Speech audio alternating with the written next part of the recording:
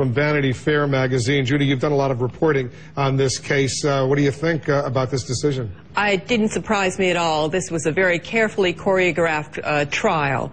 Everybody knew from the beginning that the prosecutor had it in for Amanda Knox, that the charges are pretty much trumped up. There was no motive for her to kill her roommate.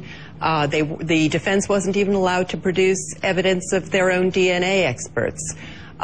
So from the beginning, this was carefully choreographed. They wanted to find her guilty. They've kept her in jail for 2 years, even before trial.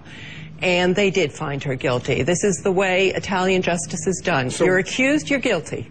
You have to prove you're innocent as opposed to putting the onus of the burden. A lot of people have said that about the Italian system. If the prosecution goes ahead and charges you, if the burden is really on you and your defense attorneys to prove that you're innocent as opposed to the burden on the prosecution. That is true. Also, the prosecution... Take a look at these pictures, by the way. Those are some pictures of people coming out, but go ahead and talk. The prosecutor, Mignini, had it in for her because he didn't like the way she conducted her life. He didn't like the fact that she had a lover. He didn't like the fact that condoms were found in her purse.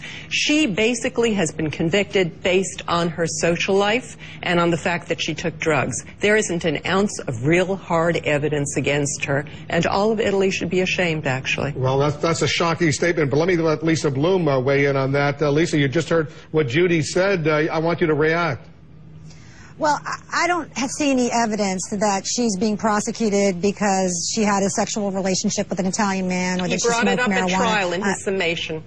Who brought up the prosecutor? Well, okay, but the argument in this case... It's stuff that no American court would tolerate, not for an instant. Certainly not during a 7-hour summation about her lifestyle.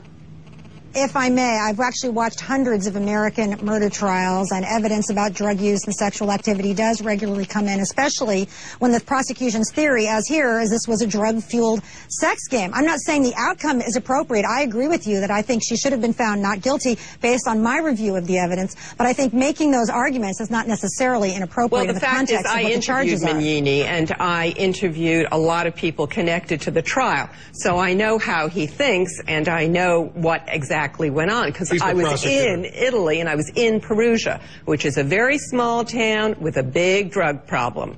They didn't like Amanda Knox because she smoked marijuana. They didn't like her because of her sex life, and they made no bones about it. At every instance, the newspapers, the prosecutors, the police showed us her sex life, talked about her sex life, stuff that had nothing to do with whether she murdered a person or not. And they never showed any motive for the murder. In fact, they kept changing the motive for the murder. They kept saying that she hated her roommate. First they said it was an orgy gone wrong. Then they said, oh, well, maybe it wasn't totally an orgy. Maybe she just hated her roommate. In other words, they really don't know.